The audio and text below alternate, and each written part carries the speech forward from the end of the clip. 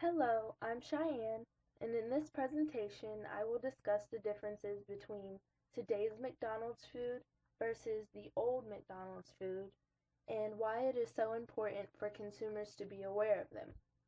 Beware, some of these facts may shock you. McDonald's food has never been the best for its consumers. However, there are now several factors that have changed the menu tremendously and for the worse. So the question I seek to answer is, what is it that makes McDonald's food so much worse for us today than it was in 1955? The McDonald's Corporation was founded in 1955 by Ray Kroc. 1 year prior he had met the McDonald's brothers, Dick and Mac McDonald, and fell in love with their small restaurant located in San Bernardino, California. Based off of their original idea, Kroc decided to help the brothers take their business to the next level. This was when the food that McDonald's served was much more reliable. The burgers were made of 100% beef that was farm-grown, cut up by the cooks before they put it on the grill. The best potatoes were used to make the French fries, which were then fried in natural vegetable oil. They had less of a taste but were healthier for the consumer. However, in his book, The Omnivore's Dilemma, Michael Pollan revealed that the meat McDonald's used for their hamburgers was not always of the best quality. Sometimes meat from injured or sick cattle would be incorporated into the hamburger patties on top of chemicals that they used to better preserve the meat. At this time, hamburgers were the most popular item on the McDonald's menu and were sold in McDonald's restaurants all over the world. The only thing left to do was to make sure that the food tasted the same everywhere that it was served, as well as improve the taste and increase the portion size.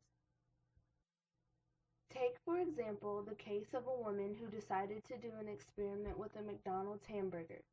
12 years ago, a wellness educator and nutrition consultant named Karen Hanrahan ordered a plain McDonald's hamburger and left it to sit for the next 12 years. Then she ordered a new hamburger and compared it to its counterpart to find that they looked exactly alike. As if that was not surprising enough, because the original French fries that McDonald's was selling did not taste up to par, a new method for cooking the fries to have a better taste and last longer was developed. They added beef extract. According to science author Jenny Kim, the McDonald's company spokesman Walt Riker quoted that McDonald's never said its fries were appropriate for vegetarians and always told customers that their flavor comes partly from beef. He also added that using natural flavor as a synonym for beef extract is within Federal Food and Drug Administration guidelines. If something as odd as meat extract is used to give their fries a delicious flavor, what other weird substances are they putting in our food? Pink slime. Chicken nuggets are the second most popular food item on the McDonald's menu after the hamburgers. So what could possibly be wrong with the nuggets? According to Dr. Akila L., after a chicken carcass is mechanically separated, all the parts of the chicken, including the bones, eyes, and guts, are smashed and pressed through a sieve and emerges in the form of this pink slime. Since this meat is infested with bacteria, it is then soaked in ammonia and seasoned with artificial flavors to mask the ammonia taste. To rid of the pink color, the meat is dyed with artificial color and becomes the white meat that we consume. The mixture used to clean the bacteria from the slime is ammonium hydroxide and anhydrous ammonia. Not only is pink slime used in chicken nuggets, it is also the main ingredient in hot dogs, bologna, and other common household delicacies. Portion sizes offered by fast food chains are 2 to 5 times larger than when first introduced. When McDonald's first started in 1955, its only hamburger weighed around 1.6 ounces. Now the largest hamburger patty weighs 8 ounces. Though portion sizes have a great deal to do with why so many Americans are becoming obese, it happens to be the least discussed. Today's children have PlayStations, Game Boys, television, and a multitude of other distractions that keep them inside. Whatever the real reason may be that there are less children outside playing, there is one thing that for sure has changed, and that is portion size. It is making the problem worse. The increase in portion sizes is affecting our waistbands as well. In the 1970s, around 47% of Americans were overweight or obese. Now 66% of us are. In addition, the number of just obese people has doubled, from 15% of our population to 30%.